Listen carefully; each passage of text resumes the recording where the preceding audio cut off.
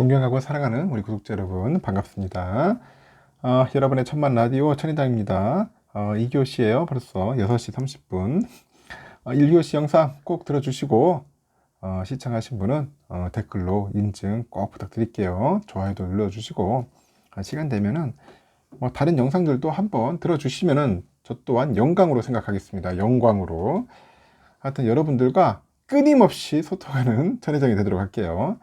아주 징글징글하게 제가 한번 여러분들을 위해서 괴롭힐 테니까, 희망 고문을 시킬 테니까, 삼뽕에 기운을 넣어주고 할 테니까, 같이 갈 사람들은 저랑 같이 가는 겁니다. 여러분들 매수하라고 내가 독려하는 게 아니고, 여유가 있으면 하는 거고요.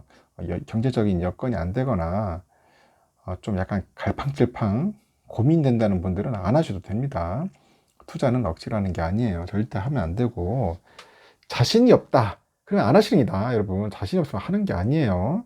자신이 없는데 왜 투자를 해? 하면 안 되고, 본인이 공부도 하고, 여러 가지 확신과 그 미래를 위한 자기 나름대로의 플랜이 딱 정해져 있어. 정하고, 나중에 3년을 통해서 큰 돈은 아니더라도 그냥 노후 준비로 하겠다고 하면은 할 만한 가치가 있다고 생각합니다, 저는. 그래서 3년 조금씩 모으는 거고, 그렇지 않으면은 하지 마세요. 투자 안 하시도 낫습니다. 괜히 해가지고 주가 빠지면은 더 스트레스 받고 짜증내고 더 안 좋아요, 정신적으로도. 근데 그런 것들을 제가 이제 미리 여러분들이 얘기를 하는 거예요. 안 좋은데 굳이 그렇게까지 투자를 할 필요 있냐는 거죠. 차라리 안 하는 게 나을 수도 있다는 겁니다.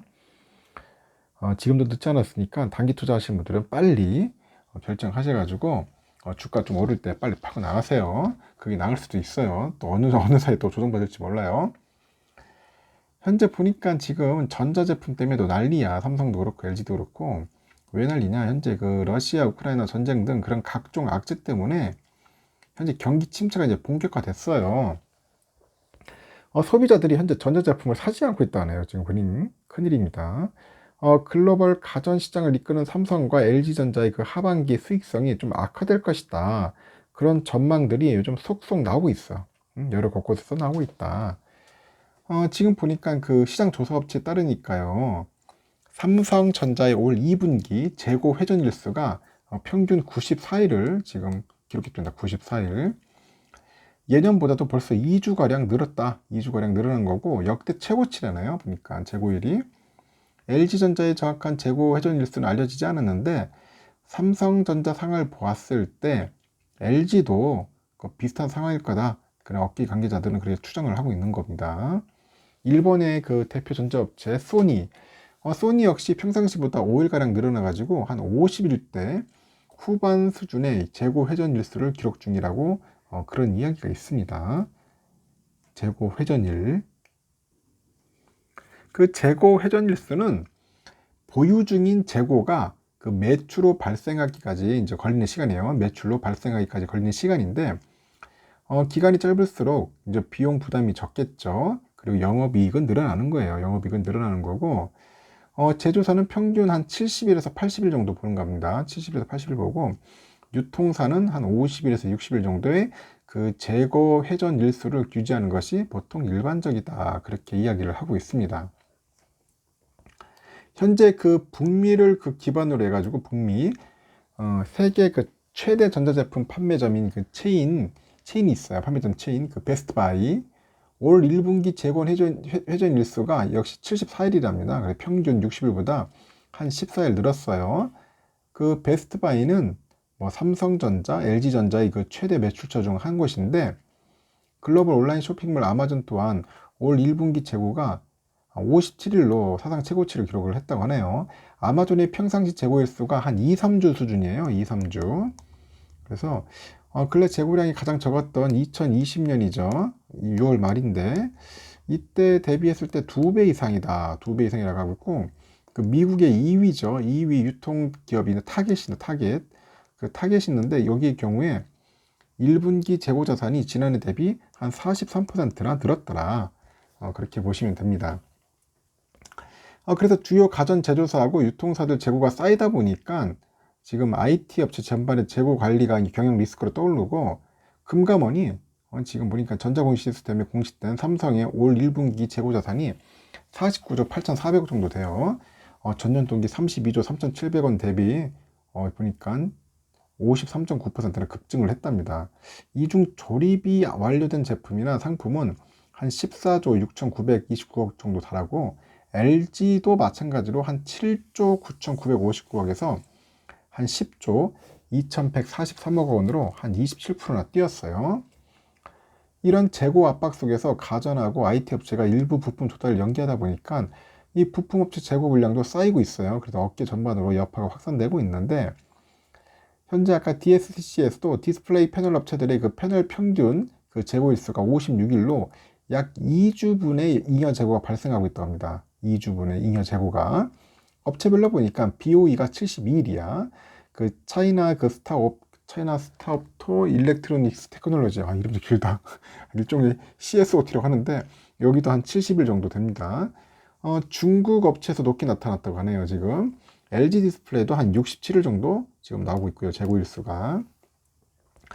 PC, 노트북, 그런 수요가 이제 줄다 보니까 메모리 반도체 DRAM 수요 둔화도 이제 위기에 직면하고 있고, 지금 트렌드포스에서도 그 수요 업체들은 DRAM 재고가 10에서 14주 이상으로 연장되면서 구매 수량을 줄이는 한편에 공급기와 협상에서도 소극적이다, 그렇게 이야기가 있어요. 전자제품에서 회로가 안정적으로 이제 작동하도록 전류 흐름을 조절하는 그 적층 세라믹 콘덴서, MLCC라고 하죠. 이것도 재고가 90일 이상으로 알려져 있대요, 지금. 그래서 노트북용 그 패널도 브랜드 제조업체의 경우에 약 8에서 12주 정도 재고가 쌓였다 보니까 평소보다 한 2, 4주 정도 더 많다, 그렇게 분석이 되는 거죠. 일단 삼성전자의 그 가전 재고 증가는 코로나 그 팬데믹 때 늘어난 수요가 이제 꺾인 거야. 수요가 쫙 올라다 꺾여가지고 이제 시작되는 겁니다. 거리 두기가 이제 완화됐죠. 외부 활동이 막 활발해지다 보니까 가전 교체 수요가 줄고요. 여기서 고물가는 여기에 기름을 부은 거예요. 지금 러시아 전쟁 때문에 그 공급망 이슈 등이 이제 맞물리면서 이제 식료품, 에너지 가격이 급등을 해요. 또 생활의 필수적인 식자재, 에너지 비용이 막 늘어나고 있어. 그러다 보니까 소비자들이 가전 교체를 현재 뒤로 미루고 있는 거죠. 이 고물가를 끌어내리기 위해서는 각국 중앙은행의 고금리 정책도 가전 수요에는 부정적인 요인으로 꼽히고 있어요. 지금 FOMC는 그동안 0.25%는 그 기준금리를 지난 3월부터 인상하기 시작해가지고 이달에 벌써 1.75%까지 끌어올렸고, 한국은행도 지금 기준금리를 1.75%로 인상을 했죠.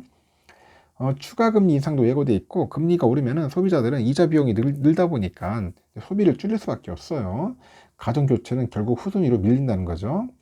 그래서 이제 유통업체가 경기 침체 우려에 재고를 최소한으로 유지하려 할 것 같다, 그렇게 보고 있는데, 만약 재고를 줄이면은 산업 가동률이 급격히 둔화돼 가지고 일단은 별로 안 좋겠죠.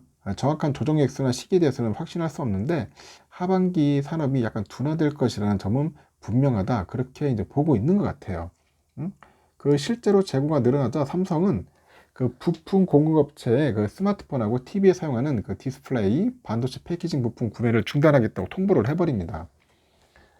일본 니케이에서도 최근에 삼성이 이제 재고 급증과 글로벌 인플레이션 우려로 인해 가지고 신규 조달 주문을 일시적으로 중단했다, 그렇게 보도를 했어요. 여러 부품 공급업체 부품하고 부품 출하를 몇 주간 이제 지연 또는 축소할 것을 요청했다고 그렇게 보도를 하더라고요. 삼성은 현재 위기 돌파를 위해서 결국 뭐냐, 이제 프리미엄 제품에 집중해다. 프리미엄 제품에 집중을 해야 한다. 지난 20일 시작된 삼성의 그 상반기 글로벌 전략 협의회에서도 프리미엄 제품 확대가 논의된 것으로 전해졌는데, 그 프리미엄 제품 구매층인 고소득자들 있죠. 고소득자들은 고물가나 고금리 영향을 덜 받기 때문에 이제 이들을 상대로 해야 한다는 거죠. 결국은 돈 있는 사람들을 상대로 해야 한다는 거예요. 폴더블이나 QLED TV나 비스포크 가전제품에 대한 수요는 꾸준한데, TV만 해도 올해 1분기죠. 전 세계 TV 시장 판매량이 4,907만 대인데 전년 동기 대비해 가지고 한 4.9% 정도 줄었대요. 그 QLED 그 판매량도 QLED 판매량은 근데 늘었다고 하네. 보니까 QLED는 한 23% 증가했다고 합니다. 330만 대 정도. 삼성은 한 발 더 나가서 이제 맞춤형 가전으로 이제 가는 거겠죠. 인기몰이에 성공한 우리 비스포크 라인업, 여기에 추가적으로 인피니트를 선보인다. 인피니트. 하여튼 비스포크보다는 한층 이제 고급스러운 그런 디자인과 소재를 갖춰가지고 더 높은 가격대를 형성해서 결국 프리미엄 가전시장을 정조준하겠다는 거겠죠. LG도 이제 가전시장에서 일찌감치 초프리미엄 차별화를 위해서 시그니처들은 시그니처 브랜드로 가는데, 빌트인 가전에서도 이제 시그니처 키친 스위트라고 이제 해가지고 프리미엄 시장 공략을 위해서 위기를 한번 넘겨보겠다, 그런 구상인 것 같아요. 삼성 관계자가 그래요. 사람들이 이제 스마트폰을 안 사서 큰일이라면서 특히 해외에서의 그 판매 대책 마련을 위한 출장 등 지시가 내려오고 있다, 그럽니다. LG도 마찬가지고 이제 재고 관리가 올 하반기 경영 관리의 최대 이슈로 떠올랐다고 하죠. 그래서 프리미엄에 더욱 집중하고 고객 경험을 강화해가지고 재고 리스크를 최소화하겠다고 이렇게 언급들을 하고 있습니다. 업계 관계자도 그래요. 지금 재고 소진을 위해서 가격을 낮추면 브랜드 가치 하락에 직면할 수도 있고, 반대로 매출을 방어하고자 대대적인 마케팅이 들어가면 또 기존 고객들의 반발에 부딪힐 수도 있다. 그런데 보니까 지금의 위기는 제품의 상품성과는 무관한 것이라 더 큰 문제다, 그렇게 합니다. 그래서 인플레 시대에 가전이 왜 필요한지 대해서 소비자들에게 어떻게 설명하느냐가 가전업체들의 하반기 큰 숙제가 되지 않겠나, 그렇게 보는 것 같아요. 지금 진짜 말 그대로 이제 고물가에 지금 사람들이 또 이제 거리두기 완화에 하여튼 여러 가지 뭐 변화가 있다 보니까 자연스럽게 또 소비를 많이 줄이는 것 같습니다. 그래서 전자제품이 잘 안 팔린다고 삼성도 그렇고 LG도 그렇고 지금 난리다, 그런 상황이라는 거네요. 앞으로는 진짜 말 그대로 프리미엄 쪽으로 좀 더 공략을 해야 할 것 같습니다. 이 교시는 여기까지 하겠습니다.